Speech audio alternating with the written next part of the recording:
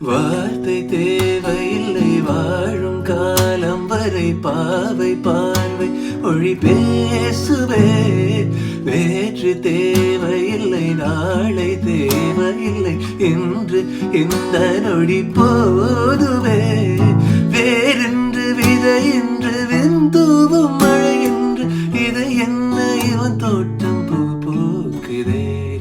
வால் என்று போர் என்று வலிக்கின்ற யுதவென்று இது என்ன இவனுக்குள் என வெள்ளிதே.